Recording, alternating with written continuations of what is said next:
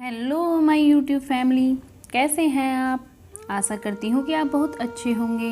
आइए शुरू करते हैं आज की कहानी। शीला के पड़ोस में एक सुंदर सी औरत साधना अपनी 2 बेटियों के साथ रहने आई थी। उसके पति आर्मी अफसर थे, काम करने को नौकर मिले थे। शीला को जब वो कभी दिखती तो सिर्फ हेलो कहकर चली जाती। दोनों बच्चियाँ अक्सर स्कूल से आते और जाते दिखती। घर का नौकर काम करने आता और शाम को चला जाता, पर उसके बाद रात को घर से मार पिटाई की आवाज़ें आती। साधना का पति शायद साधना को मारता था और यह सब देख दोनों बच्चियां जोर जोर से रोती और कहती, पापा मम्मा को मत मारो, प्लीज़ पापा मत मारो। पर उस आदमी का मारना कम ना होता। यह सब कुछ शीला के घर में सुनाई देता, पर शुरू में यह सोचकर चुप रहती कि पति पत्नी के बीच की बात है। कुछ दिनों तक हर दूसरे दिन यही सब ड्रामा होता, पर अगली सुबह जब साधना या बच्चियां बाहर निकलती तो ऐसा लगता मानो कुछ भी नहीं हुआ हो। कुछ दिन बाद साधना की सास उनके पास रहने आई। वो हमेशा साधना के मायके को ही कोसने का काम करती। सास के आने के बाद साधना की ननद का बेटा भी आ गया और सास ने साधना के पति को बोलकर यहाँ उसका एडमिशन करवा दिया। साधना इसके खिलाफ थी क्योंकि 2 लड़कियां घर में थीं और अब ननद का बेटा, जो ना तो पढ़ने में रुचि रखता था और ना किसी और काम में, बस सारा दिन टीवी देखता रहता था।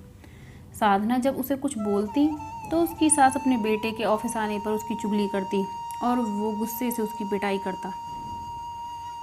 शीला साधना की हर बात जानती थी, पर वो कभी हिम्मत नहीं जुटा पाई कि वो उसके पति को बोल सके कि मुझे तुम्हारी हरकतों का पता है, या फिर वो ये बोलकर साधना की ज़िंदगी को और मुश्किलों में नहीं डालना चाहती थी। दिन बीतते गए और कभी कभार होने वाली मारपीट अब रोज़ में तब्दील हो गई थी। एक दिन सुबह शीला ने देखा कि साधना सामान लेकर कहीं जा रही थी। पूछने पर उसने बताया कि उसके पिताजी का देहांत हो गया है, इसलिए वहीं जा रही हूँ। इसी दौरान बच्चे के पेपर शुरू हो गए। शीला उसमें व्यस्त हो गई। साधना के घर से मारपीट, रोने की आवाज़ अक्सर आती रही। अब गर्मी आ चुकी थी। शीला अपने घर के बाहर रात को टहल रही थी, तभी उसे साधना के घर से रोने की आवाज़ सुनाई दी। उसका पति कह रहा था, अगर तुम्हारे पिताजी मर गए हैं तो अपनी माँ को भी बोल दो कि वो भी मर जाए। तुम वहाँ नहीं जाओगी, तुम्हारी अपनी भी सास बीमार है। तभी साधना की सास ने 2 बातें और बोलकर आग में घी का काम कर दिया। यह सुनकर साधना के पति ने उसे लगातार मारना शुरू कर दिया। उसकी बेटियां जोर जोर से चिल्लाने लगी, पापा मम्मी को छोड़ दो, मम्मी मर जाएगी। यह सुन शीला की आत्मा कांप गई। अपने पति को बाहर बुलाकर उसने साधना के घर की घंटी बजाई।